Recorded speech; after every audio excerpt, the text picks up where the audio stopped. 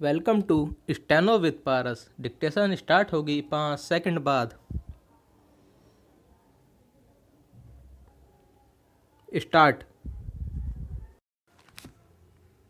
Corona मरीजों की बढ़ती संख्या और साथ ही संक्रमण के फैलाव के खतरे को देखते हुए लॉकडाउन को 31 मई तक बढ़ाने के फैसले पर हैरानी नहीं, चूँकि विस्तारित लॉकडाउन में और अधिक छूट दी जा रही है। इसलिए सरकारों और उनकी विभिन्न एजेंसियों के साथ साथ आम लोगों को इसके प्रति सतर्क रहना होगा कि कोरोना वायरस का संक्रमण फैलने न पाए।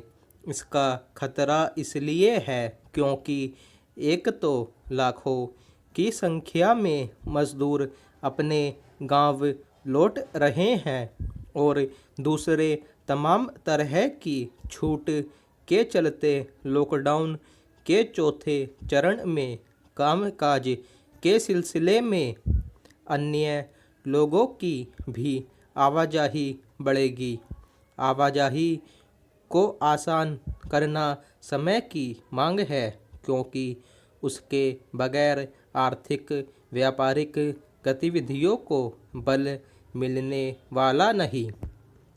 इन गतिविधियों को बल देना इसलिए आवश्यक है क्योंकि उनके अभाव में अर्थव्यवस्था का नुकसान बढ़ने के साथ ही रोजी रोटी की समस्या गंभीर रूप ले सकती है।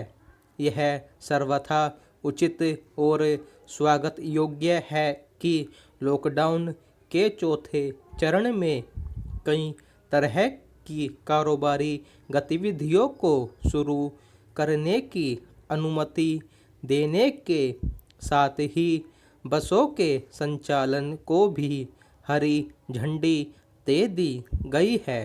हालांकि रेल और हवाई यात्रा के साथ मेट्रो सेवा पर प्रतिबंध जारी रहेगा, लेकिन अंतर्राज्यीय स्तर पर बसों के संचालन की अनुमति से एक बड़ी हद तक आवाजाही को बल मिलेगा। पहला, चूँकि बसों का एक से दूसरे राज्य में संचालन संबंधित राज्यों की सहमति से ही हो सकेगा, इसलिए राज्य सरकारों को अड़ंगेबाजी वाला रवैया छोड़ना होगा। यह ठीक नहीं होगा कि आवाजाही के मामले में भिन्न भिन्न राज्य अलग अलग रवैया अपनाएं। इससे न केवल आवागमन बाधित होगा, बल्कि लोगों के बीच भ्रम भी फैलेगा। इसके नतीजे में कारोबारी गतिविधियों को गति देने में मुश्किल आएगी और यह किसी के भी हित में नहीं होगा।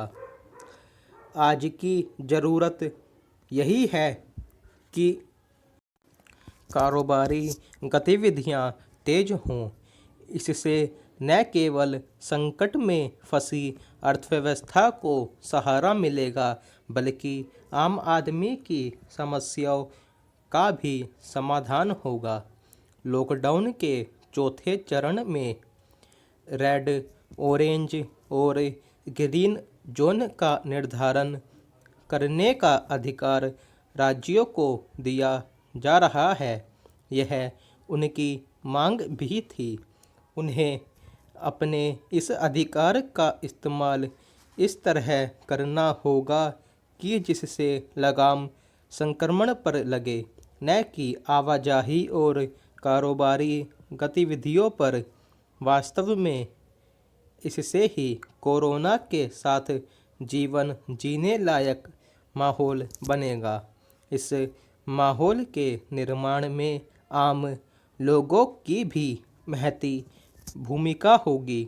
उन्हें यह ध्यान रखना होगा कि लॉकडाउन के चौथे चरण में तमाम तरह की छूट मिलने के साथ ही एक दूसरे से शारीरिक दूरी बनाए रखने और सेहत के प्रति सावधानी बरतने की आवश्यकता और बढ़ गई है। स्टॉप।